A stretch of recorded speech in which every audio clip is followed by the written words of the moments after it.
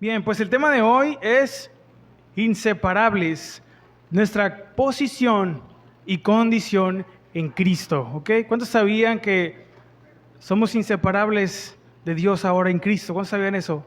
¿Ok? Para eso yo le voy a pedir que me ayude a leer, que me acompañe a leer en el capítulo 8 de Romanos. Este va a ser el texto base, versículos 38 y 39. ¿Ok? Romanos capítulo 8, versículos 38 y 39. Amén. Yo voy a estar dándole lectura, si me alcanza a acompañar ahí. Si no trae una Biblia, pues ahí se puede acercar a un cristiano, ahí, o pues prenda su Biblia, ¿no? Ya en este tiempo ya prenda su Biblia ahí. No prenda el Facebook, no, prenda su Biblia, ¿no? De preferencia física, porque luego nos distraemos, ¿no?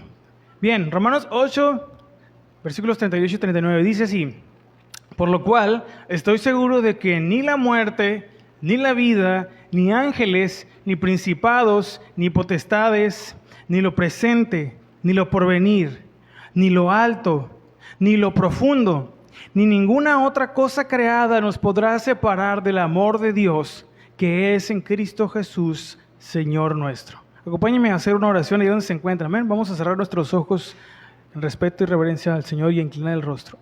Dios Padre, una vez más nos presentamos delante de su presencia, reconociendo que eres santo, santo, santo, por sobre todas las cosas, que nosotros somos pecadores.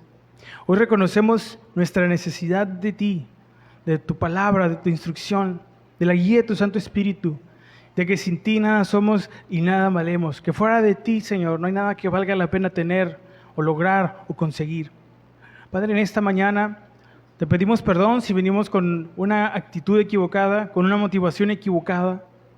Pedimos y rogamos que nos conceda la guía de su Santo Espíritu en este tiempo de predicación y de enseñanza, para que conforme a la etapa, conforme al área que estés trabajando y tratando en nuestras vidas, hables en nuestros corazones, para poder crecer, para poder madurar, para poder dejar aquello que en este momento esté estorbando de crecer, de avanzar, para abandonar aquellas prácticas, inclusive lugares que más que bendecirnos, más que beneficiarnos, nos estén dañando, contaminando, Señor. Oramos en esta mañana para que tu palabra haga el efecto que solo ella puede hacer en nuestros corazones y pueda producir frutos dignos de ti, Padre. En el nombre de Jesús, conforme sea tu voluntad, Padre. Te lo pedimos y todos juntos decimos amén. Bueno, vamos a continuar con nuestra serie. De manera de introducción, yo quiero decir algo más. Este pasaje, vamos a leer desde el 31, vamos a agarrar el párrafo del 31 al 39, pero estos versículos también los podríamos titular como el himno de la victoria en Cristo. Porque, bueno, todo lo que encierra Pablo, lo que viene a concluir, bueno, pues ya lo resume en estos últimos versículos y nos da una explicación, una aplicación muy profunda de lo que ha venido explicando en todo el capítulo. Pablo viene cerrando este capítulo con algo que venía diciendo al principio. ¿Se acuerdan qué decía el versículo 1? No hay ninguna condenación. Podríamos decir que este fue el tema de este capítulo y por mucho. Después de evocar esta frase, el apóstol, guiado por el Espíritu Santo, se dedica a explicarnos qué quiere decir que no hay ninguna condenación para los que están en Cristo Jesús.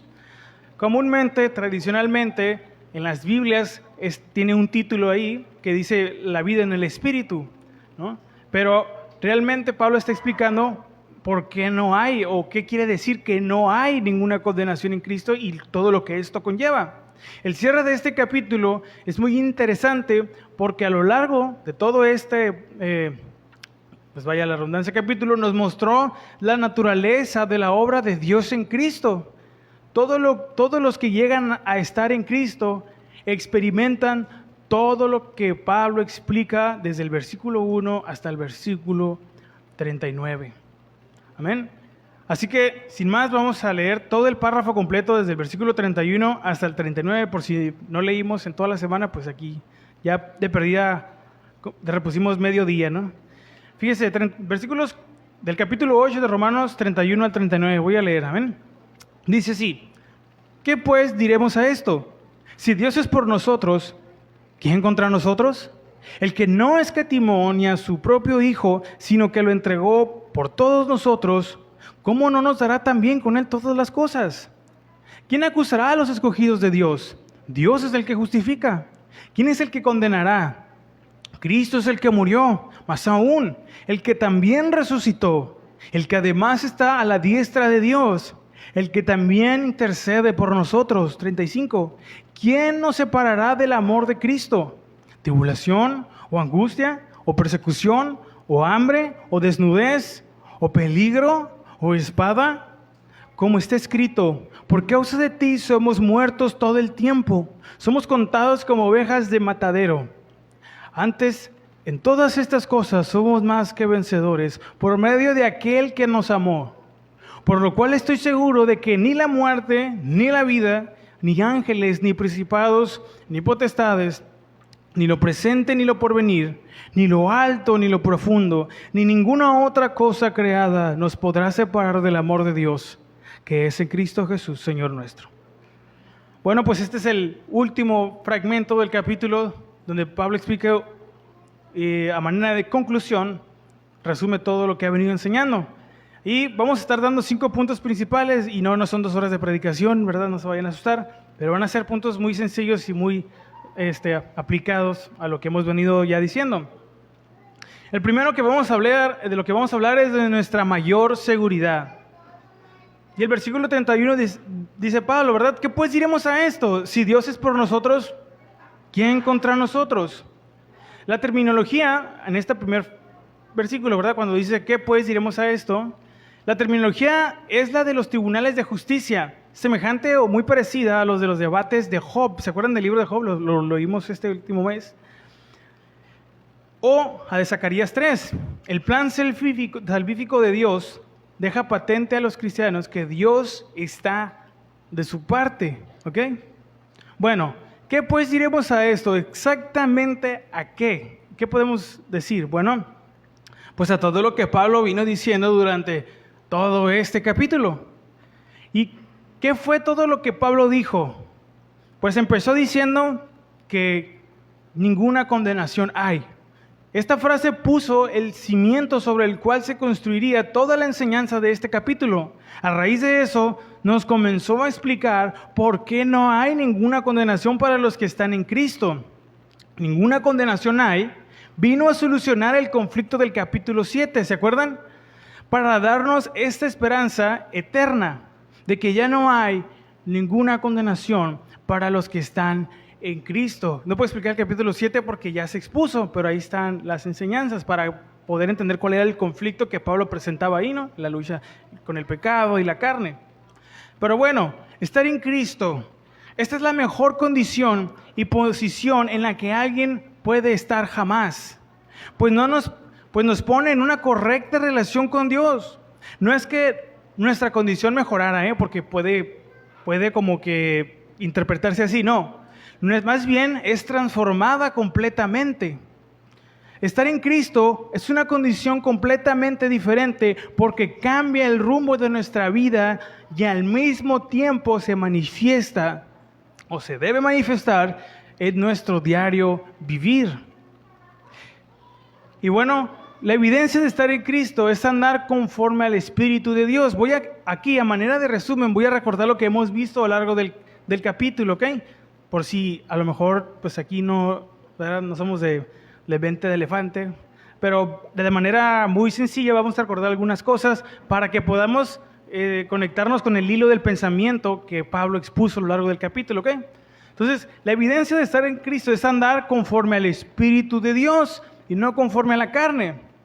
Esto no significa que no pecaremos, hermanos, sino que ya no buscamos saciarnos con el pecado, ya no amamos el pecado, ya no es nuestro mayor deleite. Esa es la diferencia. Ahora nuestro espíritu está vivo y conectado con Dios y se deleita en hacer la voluntad de Dios. Más aún, somos libres del poder del pecado para poder vivir alineados a su voluntad. ¿Cuántos han sentido esa cuando hacemos lo que Dios nos manda, ese gozo en el alma, ese deleite en el espíritu de que estamos honrando el nombre de nuestro Dios? No lo hacemos por dinero, no lo hacemos porque nos conceda Dios nuestros sueños o nuestros planes, sino por el mero hecho de poder honrar el nombre de nuestro Dios. ¿Saben? En la antigüedad los caballeros que estaban al servicio de los reyes hacían cosas, no sé si han leído por ahí, pero hacían cosas que eran descabelladas por estar al servicio de un rey, de un hombre. No importa que no fuesen recompensados, era más importante lo que hacían para proteger, honrar el nombre de su rey, incluso dar sus vidas. Ahora nosotros, de saber de todo lo que Jesús ha hecho y entregado por nuestras vidas, ¿cómo no hemos de tener una motivación aún más profunda que esa para honrar el nombre de nuestro rey, aunque no caiga maná del cielo, ¿verdad? Paréntesis, quiero hacer aquí un pequeño punto. Tomémonos un momento para examinarnos y ver cuáles son las motivaciones por las que hoy estamos aquí. Hermano, ¿qué es lo que nos motiva? ¿Qué es lo que te motiva a estar hoy aquí, a venir aquí hoy a la iglesia o cada semana? ¿Qué es lo que me motiva? ¿Qué es lo que te motiva? ¿Qué es lo que nos motiva a ser cristianos? ¿Qué es lo que nos lleva a hacer la voluntad de Dios? Seamos honestos y preguntémonos por qué estamos hoy aquí. ¿Qué estamos esperando de parte de Dios? ¿Solo estamos aquí por algún deseo egoísta, tal vez? ¿Por qué estamos hoy aquí?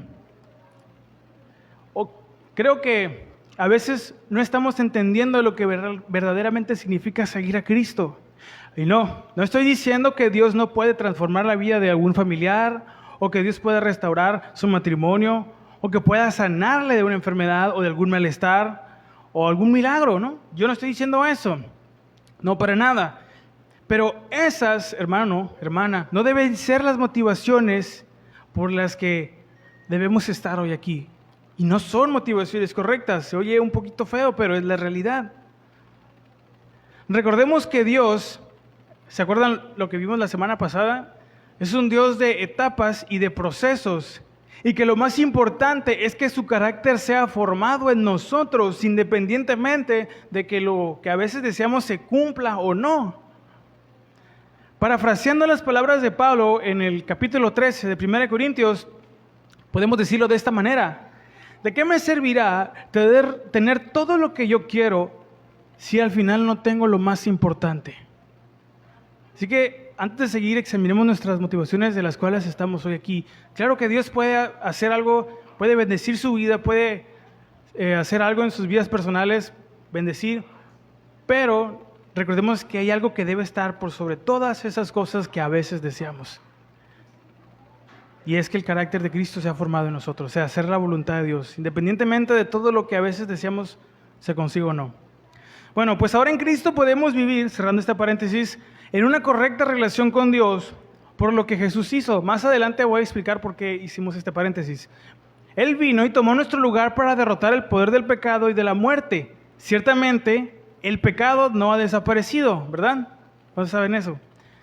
Pero sí podemos debilitar su poder, ¿cómo? Dando constante obediencia a todo lo que Dios nos enseña en su palabra. No vamos a estar sentados en la casa, en el sillón, viendo la serie de los narcos o del, ¿cómo se llamaba la otra que es de Netflix? La de la muñequita, del calamar. No vamos a estar sentados ahí de repente ya van a venir fuerzas de lo alto y vamos a hacer descender fuego del cielo. No, así no funciona. Tenemos que dar obediencia, doblegar nuestra carne, negarnos a nosotros mismos, cargar la cruz, es decir, obedecer todo lo que Cristo nos enseña. ¿Okay? A perdonar. ¿Cuántos batallamos con perdonar? A dejar de mentir. ¿Cuántos batallamos con la mentira? A ser engañosos, a tener... hay una como manía, no sé cómo decirlo, de gente que le gusta manipular a otras personas para conseguir lo que quieren. No sé cómo definirlo, pero eso está mal. En un cristiano eso no debe estar. Esas cosas por las que le pedimos a Dios inclusive no se van a solucionar así nada más. Dios no es Lord Voldemort, no es Harry Potter, no va a venir con una varita y Wingardium Leviosa y ya, no. O sea, él a los Potterheads sí entendieron, pero Dios no va a venir así. Qué fácil, ¿no? Pues qué fácil. No, tenemos que poner de nuestra parte también. Tenemos que hacer, ¿no? Aunque Cristo ya hizo todo. Esto produce que tengamos un conflicto interior, el querer hacer la voluntad de Dios, entre los deseos de nuestra carne y hacer la voluntad de Dios. Pero Dios nos ayuda si nos mantenemos firmes y constantes en la oración, en la meditación, en el estudio de su palabra y en la práctica de la misma. También aprendimos que recibimos el espíritu de adopción, el cual clama Abba Padre, ¿se acuerdan? Fíjense nada más rápido, esta palabra es el griego huiotseia, que significa literalmente, la palabra adopción está en el versículo 23 del capítulo 8, el lugar, ¿qué quiere decir? El lugar de un hijo, y esta palabra viene de huios, que es hijo, y de titsemi, que es colocar. El término alude al acto jurídico por el cual una familia recibe a un niño, con los mismos derechos que los descendientes naturales de los padres, que incluye esto obviamente una parte de la herencia. Aunque esta palabra era bastante común en la literatura griega y la adopción era una práctica generalizada en el mundo grecorromano, únicamente Pablo empleó el término en el Nuevo Testamento y solo 5 veces. Explicó que la adopción pertenecía a Israel en el capítulo 9 y el versículo 4, lo que quizás se refiere a las veces que Dios llamó hijo a Israel. En las 4 restantes, huiotseia alude a los que por la fe en Cristo son aceptados en la familia de Dios, que era su plan antes de la creación. Los creyentes no recibirán la plenitud de la herencia como hijos de Dios hasta la salvación final, hasta la redención de nuestro cuerpo en la resurrección. ¿Okay? Nada más recordando un poquito lo que fue la adopción ahí. Entonces, es lo que quiere decir. Así que aunque este mundo tengamos aflicciones, no se comparan con la gloria venidera, ¿se acuerdan? Lo que vimos hace unas semanas. Además, el Espíritu del Señor nos ayuda en nuestras oraciones y Él intercede por nosotros conforme a la voluntad de Dios. Es por eso que todo lo que Dios permite en nuestra vida ayuda para nuestro bien espiritual, para nuestro crecimiento y nuestra madurez, no para, comúnmente se enseña, no para hacernos millonarios, no para hacernos ricos o para estar rodeados de lujos, porque si fuese así, Pablo se estaría contradiciendo, porque acababa de decir, si padecemos juntamente con Él, también seremos glorificados en el 17. Entonces esta idea no entra, no queda, no es para hacernos millonarios, no, es para eso. Entonces, esto es lo que Pablo ha venido diciendo hasta este momento. Ya explicó lo que quiere decir, o está explicando todavía lo que quiere decir, que no hay ninguna condenación. Y concluye entonces que si ahora estamos en Cristo, entonces dice, si Dios es por nosotros, ¿quién contra nosotros? Aquí quiero recordar algo bien interesante. Está Pablo utilizando un lenguaje retórico en estas preguntas. Con este estilo y uso del lenguaje, Pablo estaba llevando a la audiencia a meterse en la discusión de este tema, para que podamos ser convencidos. Por eso lo hace así como a maneras de preguntas retóricas. Esta segunda frase tiene un tinte militar. No hay un lugar más seguro que estar bajo la guía y la protección del Rey del Universo, porque si Dios es con nosotros, ¿quién puede estar en nuestra contra? ¿Ok? Si el Dios Todopoderoso que nos llamó, nos justificó y nos glorificará, ¿habrá alguien que se pueda oponer a esto? ¿Habrá un poder que pueda rivalizar con el de nuestro Dios? ¿Existirá alguien capaz de deshacer esta maravillosa obra de redención y conciliación? Me parece que no. Y aquí Pablo nos recuerda lo que dice el Salmo 118:6. Yo lo voy a leer. Dice, Jehová está conmigo, no temeré lo que me pueda hacer el hombre. Así que verdaderamente podemos estar confiados de lo que Dios hizo en Cristo. En la antigüedad, cuando Dios peleó por su pueblo, la victoria siempre fue segura, cuando Dios fue el que peleó. Pero cuando su pueblo fue rebelde, Dios no pasó por alto sus actos. Que Dios esté de nuestro lado es algo hermoso, es algo increíble, pero no quiere decir que porque esté de nuestro lado va a solaparnos. Al contrario, tenemos una mayor responsabilidad de reflejar su imagen. Amén. Vamos al segundo punto, la mayor entrega.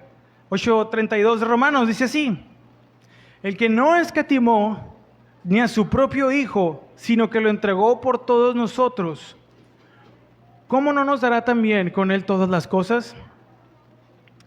Bueno, el que no escatimó ni a su propio Hijo. Esta palabra, esta frase nos recuerda un poquito a lo que Juan dijo en el capítulo 3 de su Evangelio, en el versículo 16, ¿se acuerdan? Juan 3:16.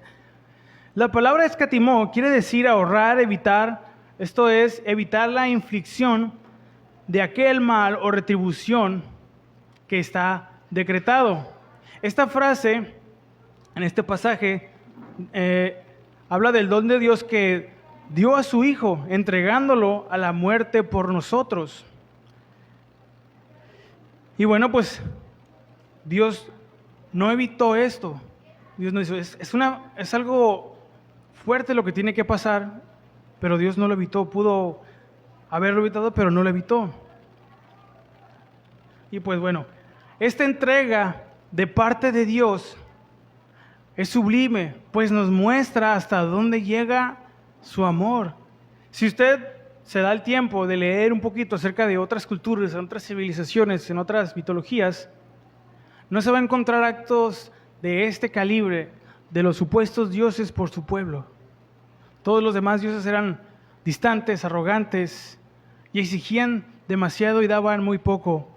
Pero nuestro Dios nos dio todo lo que necesitamos para poder acercarnos a Él. Esa es la gran diferencia. Por eso a Jesús no lo podemos comparar con Osiris, ¿verdad? Con todas esas, aparte que fueron historias tardías, no hay historicidad válida que, ¿verdad?, respalde que los apóstoles copiaron a los otros mitos. No, realmente Jesús no tiene punto de comparación. Todo lo que Él hizo y todo lo que Él entregó para que pudiéramos estar hoy aquí. Sigue diciendo, ¿cómo no nos dará también con Él todas las cosas? Esta segunda parte del versículo suele malinterpretarse mucho por falsos maestros del falso llamado evangelio de la prosperidad. Si esta segunda frase se saca de su contexto original, pues sí embonaría con esa falsa enseñanza que anda por ahí, que es errónea. Pero tenemos que interpretarla a la luz de su contexto. ¿Cuántos sabemos eso? Pablo, hasta lo que va del capítulo, inclusive hasta lo que va de la carta, no ha mencionado que por ser cristiano seremos prósperos económicamente hablando aquí en la tierra. Pablo no hace ninguna alusión a eso. De hecho, está muy forzado meter esta idea aquí, demasiado. Nada más a manera de spam aquí, de anuncio. Fíjense, en los cursos que hemos recibido, ¿verdad?, en las clases que hemos recibido de aprender a interpretar la Biblia, hemos aprendido a que tenemos que interpretar los versículos, los pasajes a la luz de su contexto, del contexto inmediato y a la luz de toda la Biblia, ¿ok? Algo que también aprendimos es que tenemos que ir a la palabra de Dios no con nuestras ideas, sino que debemos ir en blanco para poder extraer, para poder hacer una correcta exégesis, para poder extraer correctamente el significado del texto. No podemos ir pensando o presuponiendo cosas de Dios a la hora de estudiar un pasaje. Al contrario, tenemos que dejar que la Biblia nos predique el Evangelio. Que la misma palabra de Dios nos está instruyendo, nos está corrigiendo y redarguyendo. Hermano, pero ¿cómo se hace eso? Mire, primero que todo empieza de rodillas. Y después Dios le va a ir ayudando, es decir, en oración. Con el deseo de conocer verdaderamente quién es Dios. No para presumir conocimiento, no para ganar debates de Facebook. No, para uno tener cada día una comunión más profunda con Dios. Bueno, si la necesidad, retomando el punto, si la necesidad, porque si así fuese, como dicen por ahí, que todas las cosas quiere decir solo cosas materiales, si la necesidad de nuestra redención estaba basada en nuestros problemas económicos, Dios hubiera mandado a un economista, hermanos, o a un coach de finanzas, pero no, nos envió a su Hijo para que tomara nuestro lugar en aquella cruz. Y vemos que Pablo no está hablando de prosperidad financiera. Así que para entender esa segunda frase, tenemos que hacerlo, vamos a hacerlo a la luz del contexto de lo que Pablo venía diciendo. Y no solo de este capítulo, sino de lo que vino diciendo antes. En Romanos 4:13 dijo así: porque la ley fue dada a Abraham. Porque no por la ley fue dada a Abraham o a su descendencia la promesa de que sería heredero del mundo, sino por la justicia de la fe. Romanos 8:17. Y si hijos, también herederos, y herederos de Dios y coherederos con Cristo. Si es que padecemos, dice, juntamente con Él, para que juntamente con Él seamos glorificados. Entonces, ¿dónde queda lo de que tenemos que ser millonarios para poder decir que Dios está con nosotros? Que no estamos peleados con que si a usted le va bien en su negocio, en su trabajo, no es pecado, pero no es el enfoque, no es el tema principal del Evangelio. Al estar en Cristo, entonces, recibimos algo que las riquezas no pueden conseguir. ¿Cuántos saben que hay cosas que el dinero no puede conseguir? Como de la misma manera hay cosas que la ciencia no puede explicar. Hay cosas que los lujos no nos pueden dar. Porque lo que Dios nos dio o nos da en Cristo es algo invaluable, hermanos. Somos coherederos del reino, pero para poder heredarlo hay que ser miembro de la familia de Dios. Así que no se trata de lo que nosotros tenemos que hacer para heredar, sino de lo que debemos ser, es decir, hijos de Dios, hijos del Rey. Así que la frase, bueno, ¿y cómo se llega a ser hijo de Dios? Bueno, ya lo hemos explicado, no me voy a tener ahí, pero escuchemos las enseñanzas pasadas, lo que caracteriza y debe diferenciar a los que son hijos de Dios, a los que están en Cristo, a los que andan conforme al Espíritu, no conforme a la carne. Así que la frase nos dará todas las cosas se refiere a lo que alguien recibirá por herencia al estar en Cristo, esa herencia espiritual que solo se recibe por gracia, que será entregado en la eternidad. Ese es el lugar que Cristo ganó por nosotros ante el Padre. Esto es algo que solo Cristo pudo hacer y nadie más. Es por esta obra divina y solo por esto que podemos ser llamados hijos de Dios. No somos llamados hijos de Dios por nuestro conocimiento académico, por nuestra filosofía elevada, sino por lo que Cristo hizo. Es por eso que podemos. Hechos 4:12, nomás para respaldar, voy a citar 2 versículos para respaldar este punto. Dice que en ninguno de otros hay salvación, porque no hay otro nombre bajo el cielo dado a los hombres en que podamos ser salvos. Y el Evangelio de Juan capítulo 1 versículo 12, mas a todos los que le recibieron, a los que creen en su nombre, les dio potestad de ser hechos hijos de Dios, a los que les recibieron. Entonces, ¿dónde queda eso de estar rodeado de lujos y de ser millonarios solamente por ser hijos del Rey? ¿Dónde queda esa filosofía hueca? Según el contexto de este capítulo y de lo que va de la carta, no entra aquí. La verdadera riqueza es espiritual. El problema o el conflicto comienza cuando humanizamos demasiado la obra de Dios en Cristo y no es como nosotros lo imaginamos. Cuando nos topamos con esta realidad, que Dios nos tiene que bendecir porque, bueno, pues voy a la iglesia cada semana, ayuno 3 veces, doy diezmo de todo lo que gano. Ya por eso Dios nos tiene que bendecir. Ya por eso nos tiene Dios que abrir todas las puertas. De repente es una idea demasiado extrema que a veces tenemos. Si bien Dios lo hace, hermanos, no estoy diciendo que no lo hace para que no me cambie el tema, pero no es en lo que debemos poner nuestro corazón y nuestros ojos. Así que en vez de envidiar, porque a veces puede ser la raíz de todo, lo que nuestros vecinos o lo que nuestro compadre o lo que mi amigo, tu amigo de la infancia, de la secundaria tiene, que no son cristianos, en vez de envidiar que ellos consiguen a veces todo lo que a veces nosotros quisiéramos tener, mejor vivamos agradecidos por lo que Dios nos ha dado en Cristo, que vale mucho más de todo lo que podemos conseguir aquí. Que por cierto, eso que recibimos en Cristo, lo vamos a ver más adelante, jamás nos podrá ser arrebatado. Vamos al siguiente punto. ¿Cómo nos afecta? Tercer punto, ¿cómo nos afecta la posición de Cristo? Romanos 8, 33 y 34. Dice, ¿quién acusará a los escogidos de Dios? Dios es el que justifica. ¿Quién es el que condenará?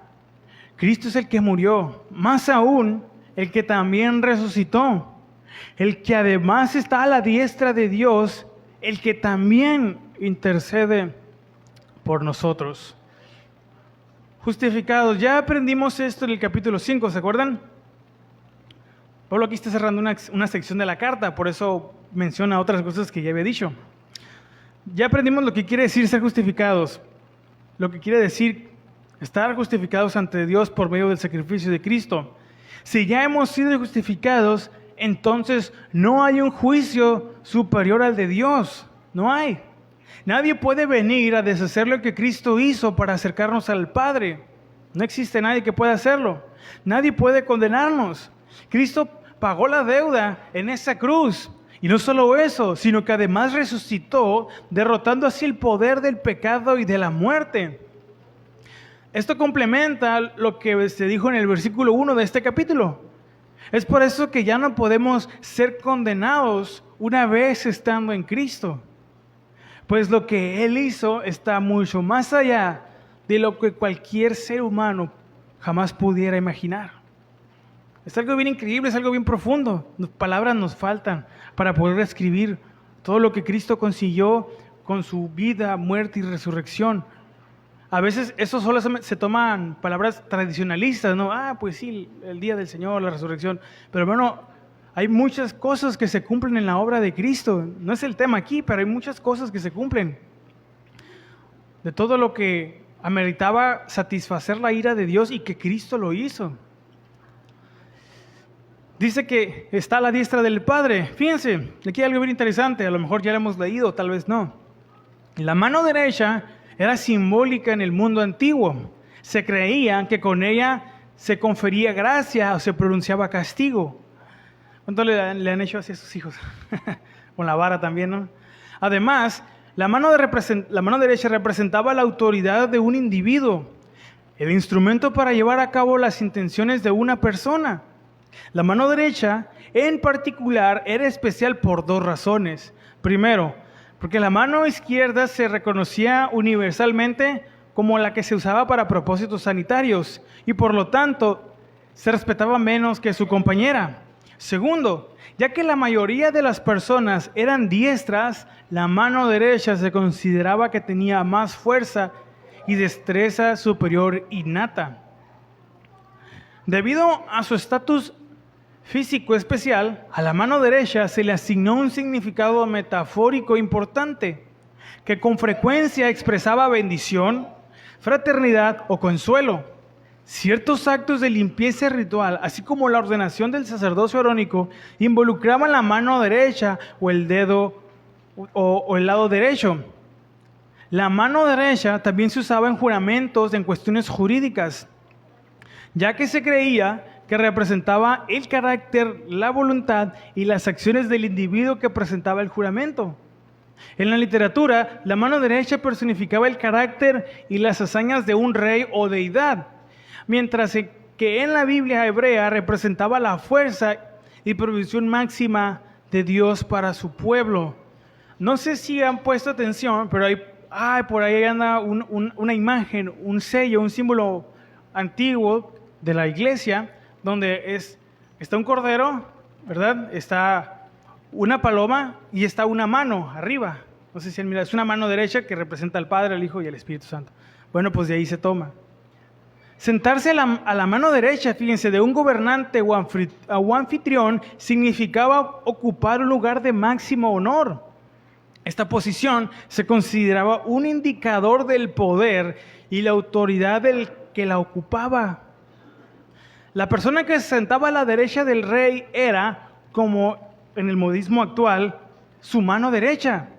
La persona que actuaba era la persona que actuaba como el agente principal de la autoridad del rey, a través de quien él llevaba a cabo su trabajo más importante.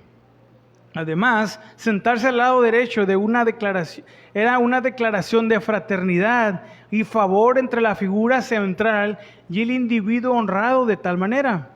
Jesucristo se representa varias veces en la Biblia como el sentado a la mano derecha de Dios, el Padre, por toda la eternidad. Eso es lo que simboliza que Jesús está a la diestra del Padre, que Él tiene toda la autoridad, la máxima autoridad, para hacer lo que vino a hacer. Es por eso que Cristo, hermanos, puede interceder por nosotros ante el Padre, por su posición. Cristo cubre todos los huecos, no sé si se habían puesto a pensar, porque Él es nuestro Dios, Rey, Salvador, Señor, intercesor, unigénito Hijo, sumo sacerdote, Maestro y amigo. Cristo es un sui generis. ¿Sabe qué quiere decir sui generis? El único en su especie, el único que existe como Él. No hay nadie, no hay nada que se compare a todo lo que Él es. A veces creemos que Jesús es el que está pintado en el cuadro. No, es mucho más que una pintura, es mucho más que una cruz tatuada, colgada, como quieran hacerla. Él es mucho más que eso. Ni siquiera se compara a todos los símbolos que a veces los seres humanos lo quieren representar. Pero vamos a conocer quién verdaderamente es Él. Vamos a descubrir cuál es su naturaleza cuando nosotros vamos a Él. Mientras tanto, no podremos saberlo. 35, versículo 35. ¿Quién nos separará entonces? ¿Verdad? Y ahora sí Pablo empieza con la artillería pesada. ¿Quién nos separará entonces del amor de Cristo? Después de saber todo lo que Él es y todo lo que Él hace. ¿Tribulación? ¿O angustia? ¿O persecución? ¿O hambre? ¿O desnudez? ¿O peligro? ¿O espada? Entonces, Pablo lanza esta pregunta, aunque retórica, podríamos dar una respuesta. Aquí separar da la idea de aislar uno del otro. La segunda pregunta que da son ejemplos de las constantes situaciones que pueden influenciar en el ánimo de un cristiano, pero no pueden hacer nada más. Ciertamente podemos padecer tribulación, como cantábamos hace un momento, ¿verdad? Angustia, o persecución, o hambre, o desnudez, o estar en peligro, o espada, o sea, morir, ser asesinados. Pero eso no va a deshacer lo que Cristo hizo. Eso puede influenciar, a excepción de la última que puede ser la muerte, pero las demás influenciar nuestro ánimo. Podemos estar a veces desesperados, pero no estamos desamparados. No estamos solos. Podemos experimentar muchas cosas que las vamos a experimentar, a lo mejor ya las he experimentado por seguir a Cristo, no por rebeldes, ¿verdad? Quiero pensar que no es así. Pero nada de eso nos puede separar, nada de eso nos puede aislar del amor de Dios. No existe algo capaz de hacer eso. Versículo 36 dice, porque como está escrito, por causa de ti somos muertos todo el tiempo, somos contados como ovejas de matadero. Pablo cita el Salmo 44, versículo 23. Esta es una lamentación colectiva que se queja de la injusticia infligida al fiel Israel por sus enemigos. Recuerda a Dios su fidelidad y busca su ayuda y liberación. Se cita el Salmo para demostrar que las tribulaciones no son prueba de que Dios no ame al perseguido. Más bien son un signo de su amor. Es por eso que se cita. Esta es la marca del cristiano o del cristianismo. Por causa de Cristo, por servir en el reino de Dios, este mundo nos va a rechazar. Porque vivir para que se cumpla la voluntad de Dios en nosotros es la forma más elevada de vida que pueda existir. Es demasiado elevado para este mundo caído. Por eso no lo entiende ni lo soporta y lo rechaza. Es por eso que nosotros, si por la gracia de Dios estamos en Cristo, ya no encajamos aquí, pues ahora pertenecemos al Rey del cielo. Es por eso que nosotros no tenemos que esperar que caiga oro todos los días en nuestra casa del cielo. ¿Sí me explico? Es por eso que no debemos de tener de repente esas ideas triunfalistas. Y no quiero sonar negativo ni pesimista, sino más bien un poco más bíblicamente realista de lo que significa ser cristiano. Claro que Dios nos ayuda, Dios no nos deja solos, pero en el mundo en el que vivimos está en contra de la corriente de Dios. Todo lo que Cristo nos enseña, amar, perdonar, ser honestos, ser íntegros, va en contra de lo que el mundo enseña. Simplemente aquí en México, ¿cuál es el himno de México? El que tranza no avanza, ¿sí o no?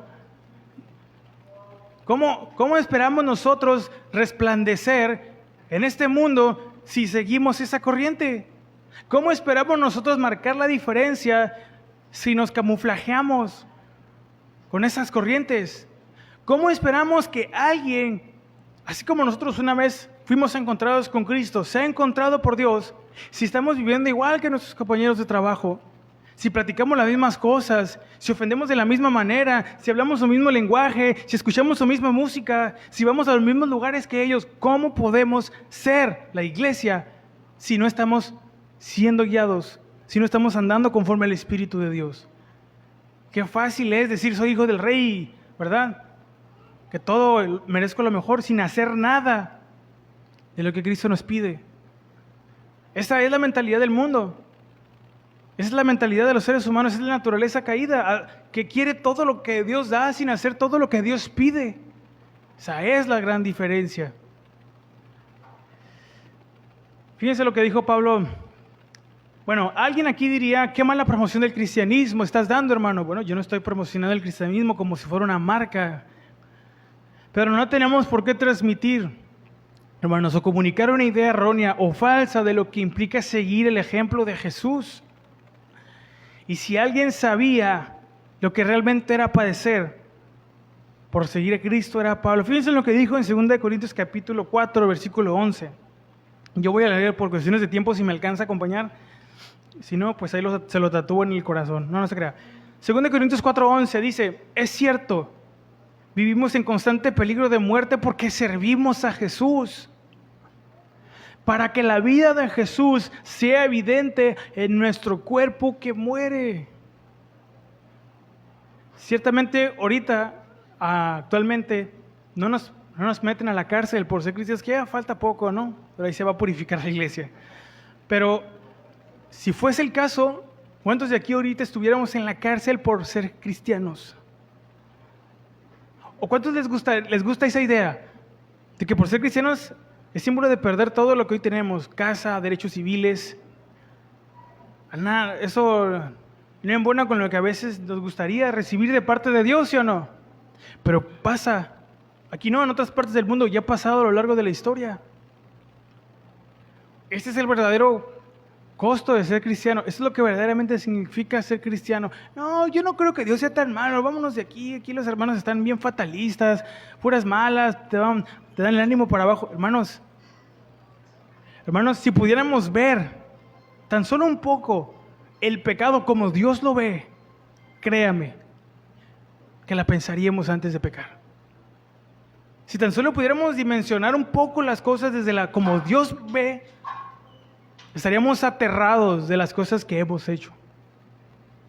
Porque desde la perspectiva de Dios es una cosa y desde nuestra perspectiva es otra muy diferente a veces. Versículo 37, punto número 4, este es el mayor beneficio. Fíjense, a pesar de todo lo que podamos padecer o sufrir por ser cristianos,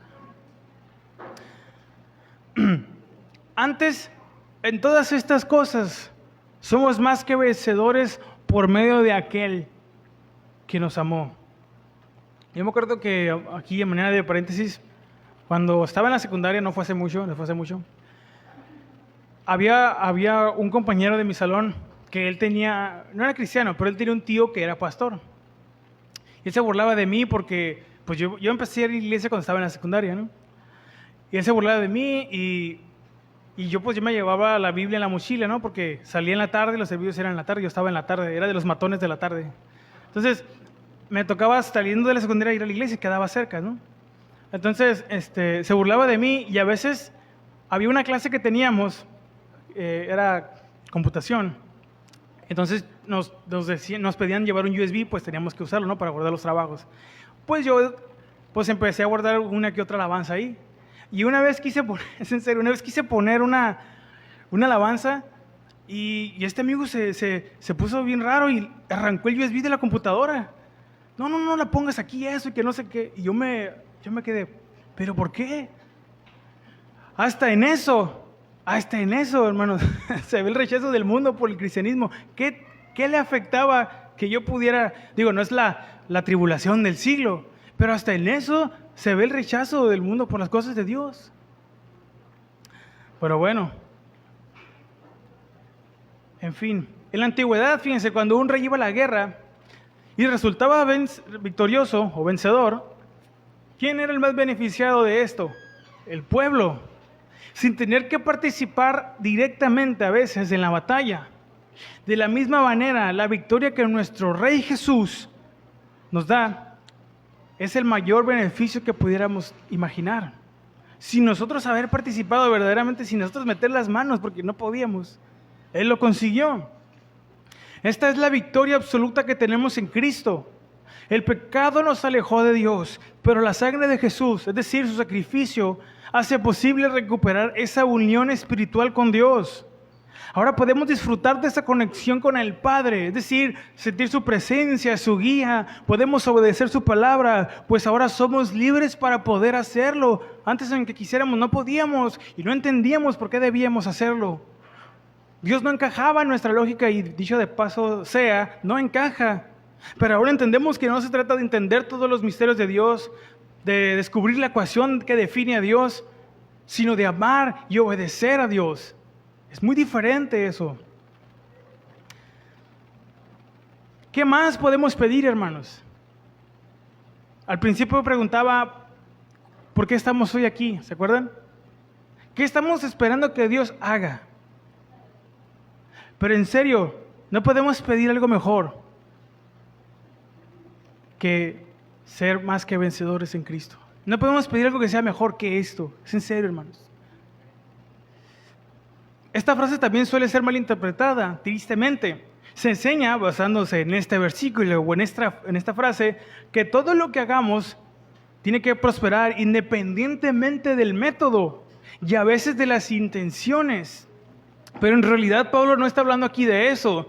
Él está explicando las consecuencias de estar en Cristo. Y repito y reitero, sería muy forzado meter esta idea aquí, en este pasaje específicamente.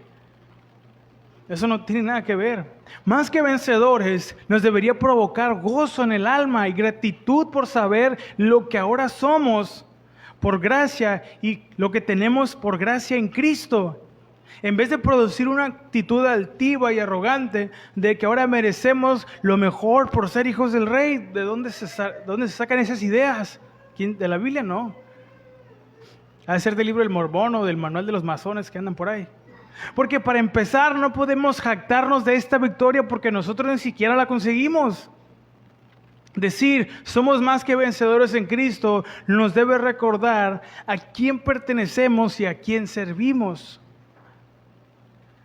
No lo que se supone que deberíamos tener aquí en la tierra o que nos gustaría tener. Porque ser más que vencedores en Cristo está basado en su obra. Y esta obra al mismo tiempo está basada en el amor que Dios nos tuvo a nosotros. Por eso no podemos presumir de esto. Ciertamente, más que vencedores, nos debe recordar que podremos salir bien librados siempre de las pruebas, de las aflicciones, de las tribulaciones, de las pérdidas. No para presumir algo. Dicho sea de paso, otra vez, por ahí anda una doctrina que más que beneficiar a la iglesia ha dañado. Eso de creerse de un grupo selectivo predestinado solo provoca arrogancia en el corazón de los cristianos. Pues yo soy escogido de Dios y tú, quién sabe, escogido del diablo.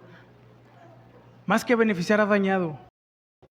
Es por eso que esa doctrina verdaderamente no encaja. Además, Pablo está utilizando un lenguaje antropomórfico en el pasaje anterior de la semana pasada para describir el proceso de salvación. Nada que ver. Fíjense cómo lo traduce la Nueva Biblia Española este versículo del 8:37. Pero todo eso lo superamos de sobra gracias a... ¿Qué es lo que superamos? Las tribulaciones, la angustia, todo eso, la muerte, la espada. Gracias al que nos ha demostrado su amor. Gracias a aquel que nos ha demostrado su amor, podemos superar esto de sobra. último punto, y podemos dar gracias a Dios, ¿verdad? Inseparables, hermanos. Romanos 8, 38 y 39, lo vuelvo a leer, dice: por lo cual estoy seguro de que ni la muerte, ahora empieza a tener un poquito más de sentido las palabras de Pablo, por lo cual estoy seguro de que ni la muerte, ni la vida, ni ángeles, ni principados, ni potestades, ni lo presente, ni lo porvenir, ni lo alto, ni lo profundo, ni ninguna otra cosa creada nos podrá separar del amor de Dios que es en Cristo Jesús, Señor nuestro. Pues sí, somos inseparables. Después de todo, y llegados a este punto, podemos entender las palabras de Pablo. Él estaba convencido que no había nada en todo el mundo y añado en el universo que nos pueda separar del amor de Dios. ¿Qué esperanza más grande, sí o no? Para una mente carnal esto es inconcebible, esto es raro. ¿Por qué? Bueno, pues es que el amor humano es condicional por naturaleza. ¿Sí sabíamos esto? Es condicional porque amamos si nos aman, damos si nos dan. Esa es la diferencia. Pero en el amor de Dios, esto es distinto. Porque sin nosotros haber dado nada, Él nos dio a su Hijo para rescatarnos. Y qué difícil es dar sin recibir nada a cambio, ¿sí o no? Por cierto, cuando se trata de dar lo que sea a Dios, ¿cuál es nuestra actitud?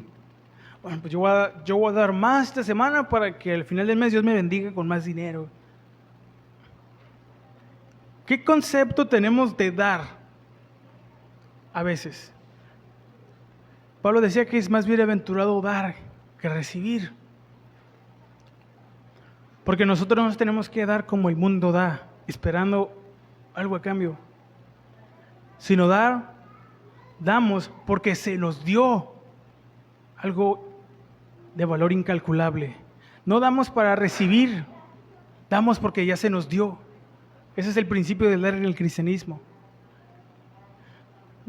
En todas las áreas, tiempo, esfuerzo, no se diga el dinero, no damos para que nos den. ¿O acaso cree que Dios se espanta con nuestra cuenta bancaria? Uy, ahora te depositaron 2,000 pesos.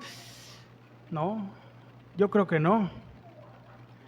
Pablo parece aquí, continuando con el punto, responder las preguntas, aunque retóricas, de los versículos 33 al 35.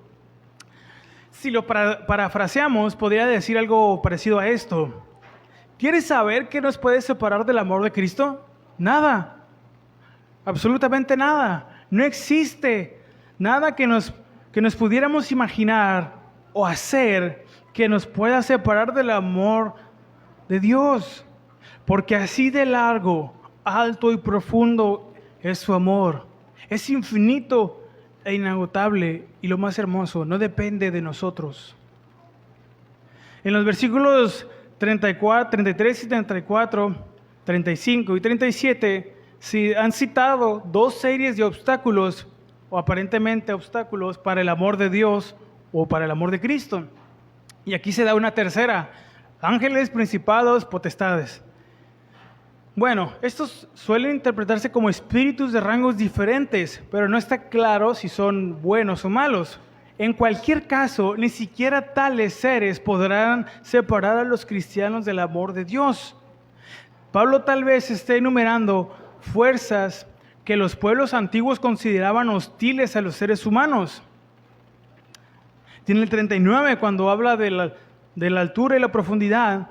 Aquí probablemente se trata de términos de la astrología antigua que designaban la máxima proximidad o lejanía de una estrella respecto al cenit, por la cual se medía su influencia.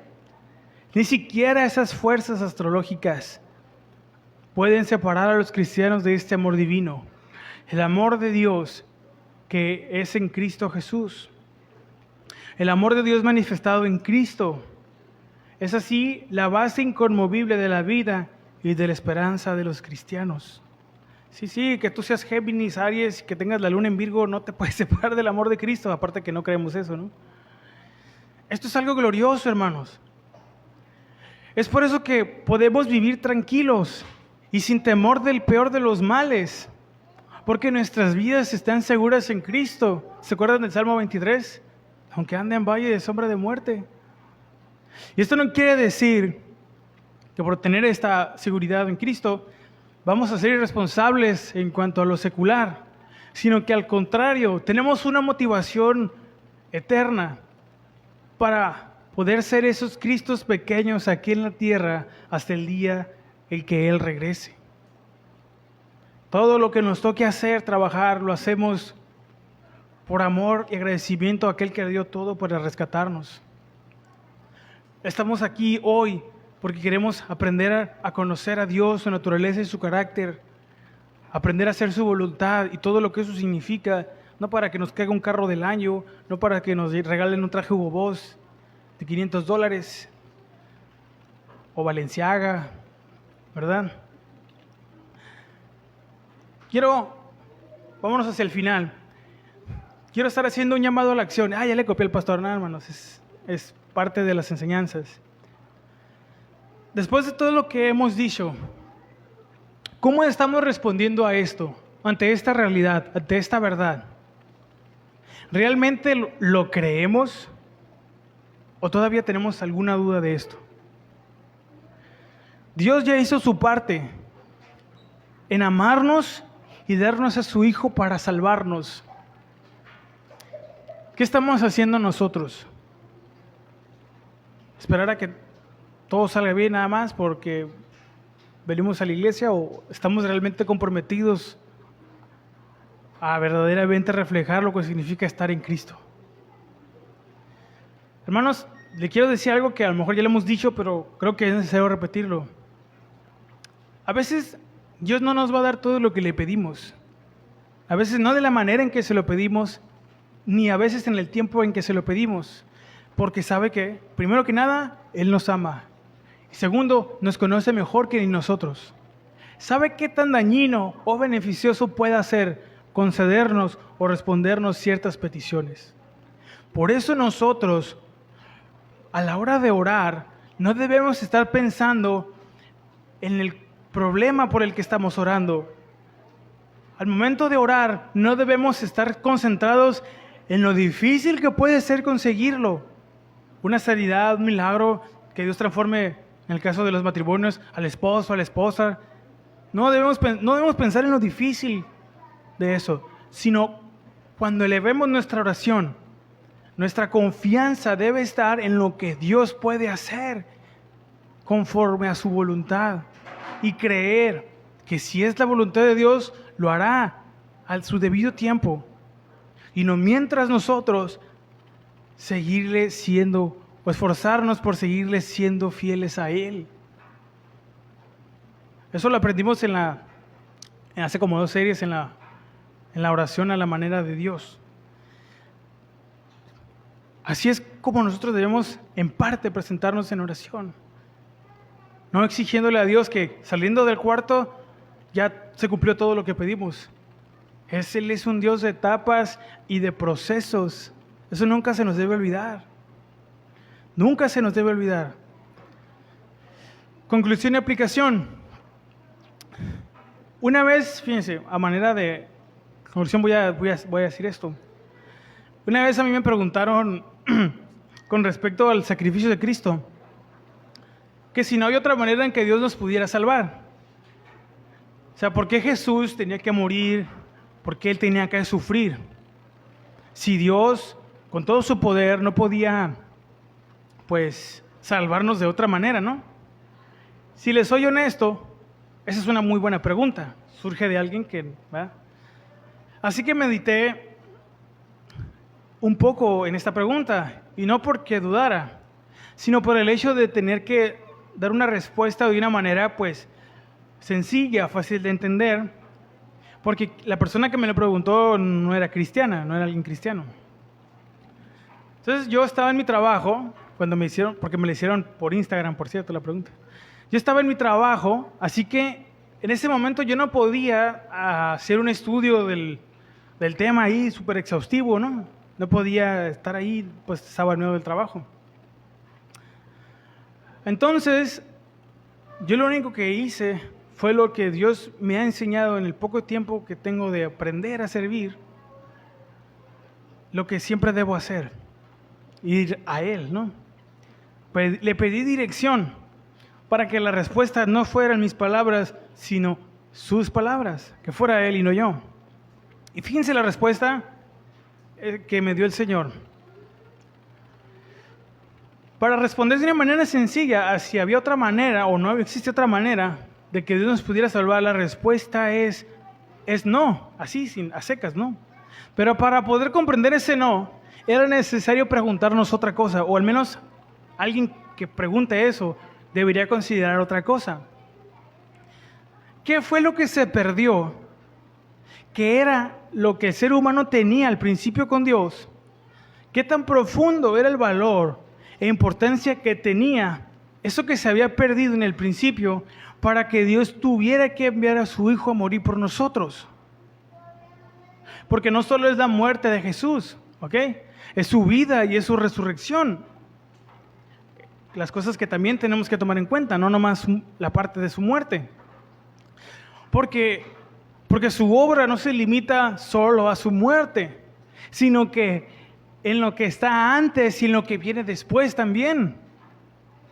Porque en la vida y obra de Cristo se cumplen muchas cosas, hermano. No es el tema aquí, pero es lo que el Señor me dio en ese momento. Se cumplen muchas cosas. Ahora, continuando con la respuesta, también debemos preguntarnos otra cosa. ¿Qué es lo que Cristo consigue entonces con su vida, muerte y resurrección? Y no solo eso, ¿cuál es el efecto de esa obra? Cristo nos reconcilia con el Padre. Es recuperada esa conexión con Dios perdida en el Edén. Eso era lo que el ser humano había perdido por causa del pecado. La unión con Dios, una unión de un valor incalculable e indescriptible. Pero hay más. Una vez recuperada, esa relación con Dios ya no se pierde jamás. Sino, si se perdiera, el sacrificio de Cristo no tendría sentido.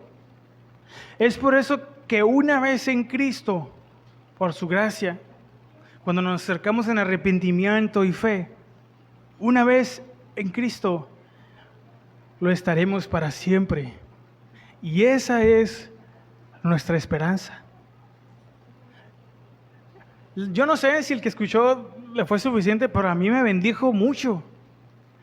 Saber que lo que se había perdido en el principio, Cristo lo recupera para siempre.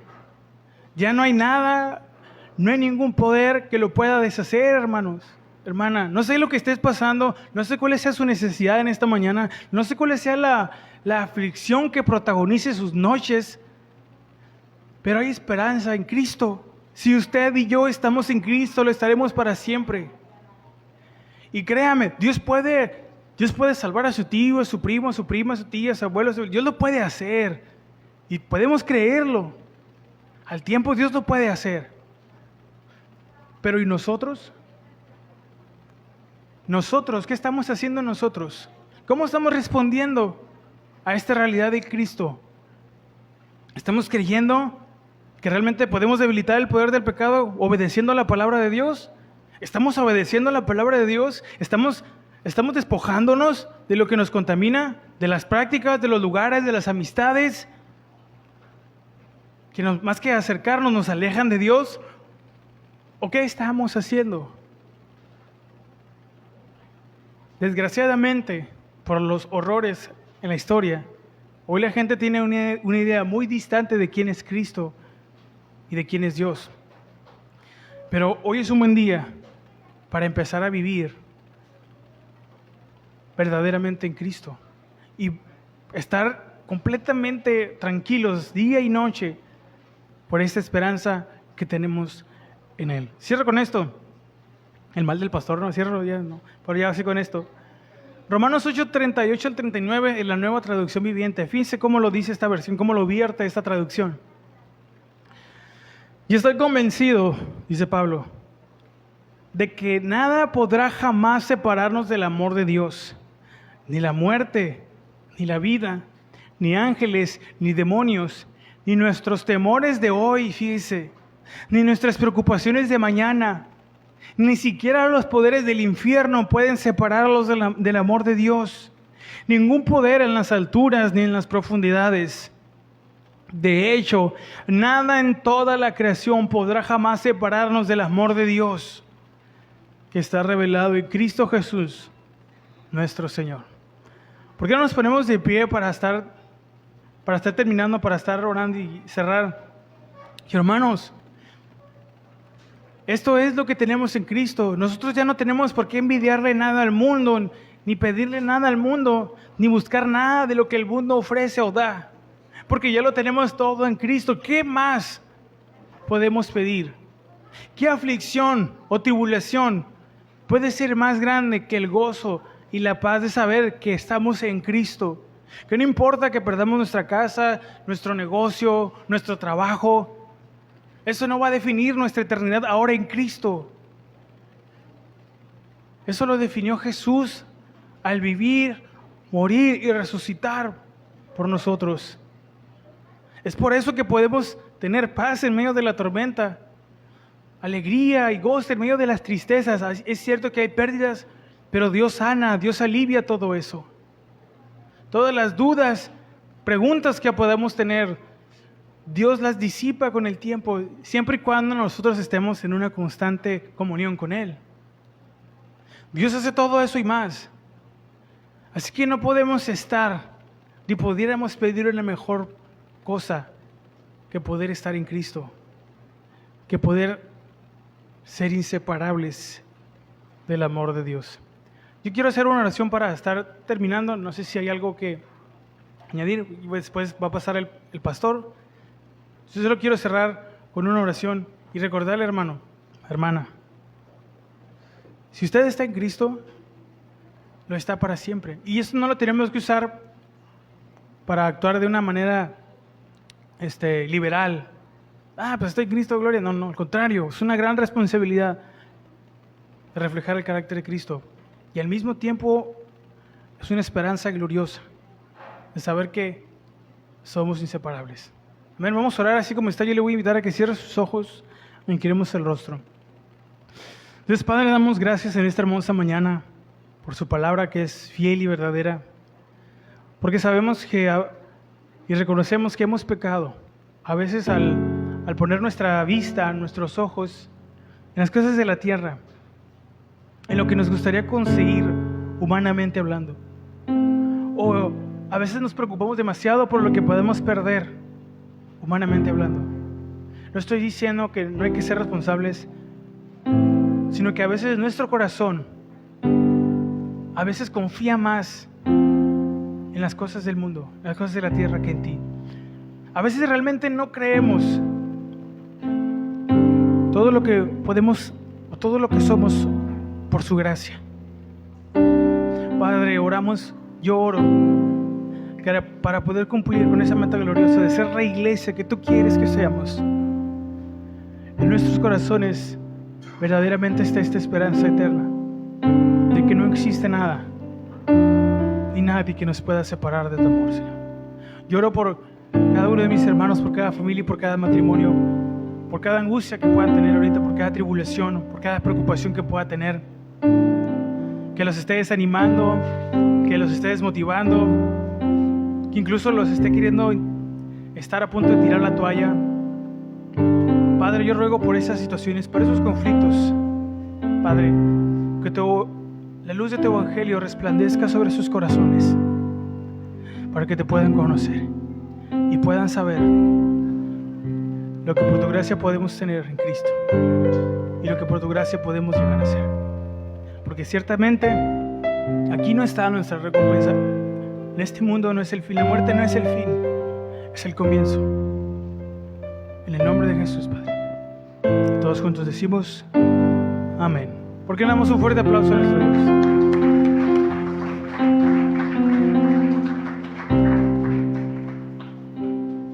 Puede quedarse así parado, yo voy a ser breve. Nomás, miren, nada que agregar, pero quiero decir un punto muy importante. Yo creo en la seguridad de la salvación, ¿ok? Pero también creo en la apostasía. porque es bíblica. Estos textos que están hablando aquí, yo sé que no era la intención, nada más que quiero decir algo más. Mira, acuérdense que la predestinación, todo lo que ya vimos la semana pasada, es los que Dios conoce que verdaderamente son salvos, ¿ok? Porque si nos vamos a Juan, mire, quiero decir rápido nada más, pero quiero que no se me vaya a malinterpretar esto, porque luego va a decir, salvos, siempre salvos. Escuchen lo que dice aquí, miren. Juan capítulo 15, versículo 1. Yo creo en que Dios ama y Dios no quita la salvación a nadie. Escuchen esto. Pero creo en la apostasía, porque es bíblica. Juan capítulo 15, del versículo 1 en adelante, dice: yo soy la vid verdadera y mi Padre es el labrador. Todo pámpano que en mí no lleve fruto lo quitará, y todo aquel que lleve fruto lo limpiará para que lleve más fruto. Ya vosotros estáis limpios por la palabra que os he dado. Escuchen aquí del 4 en adelante. Permaneced en mí y yo en vosotros. Ahora ponga atención aquí. Como el pámpano no puede llevar fruto, el pámpano es la rama de donde sale el fruto. Como el pámpano no puede llevar fruto por sí mismo si no permanece en la vid, así tampoco vosotros si no permanecéis en mí. Yo soy la vid, vosotros los pámpanos, el que permanece en mí y yo en él, este lleva mucho fruto. Póngame atención, porque separados de mí, nada podéis hacer. El que en mí no permanece, ¿qué?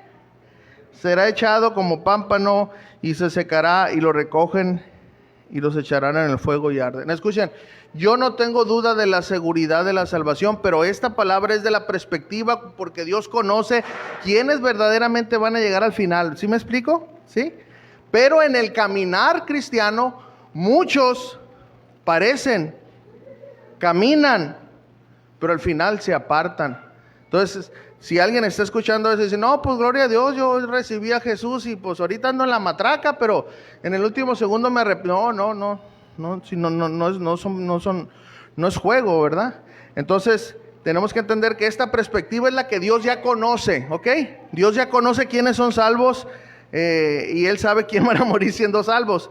Pero si nosotros comenzamos bien y terminamos mal, porque aquel que verdaderamente es cristiano permanecerá, ¿hasta cuándo? Hasta el final, hermanos. Amén. Sí, yo sé que estuvo bien lo que él dijo, pero es mi trabajo decir algo poquito más. Sí me explico, ¿verdad? Pero es con la buena intención. Escuchen, y si alguien sube aquí, sea quien sea, y dice algo que no es correcto, hermanos, yo lo voy a decir. Pero también, servidores, si yo subo y digo algo incorrecto, tienen todo el derecho de decirme. A veces hay errores humanos, ¿verdad? Y bueno, pues, ¿verdad? Pero errores doctrinales o algo que faltó aclarar, hay que estar comprometidos con la verdad. Amén. Ahora sí, mi hermano.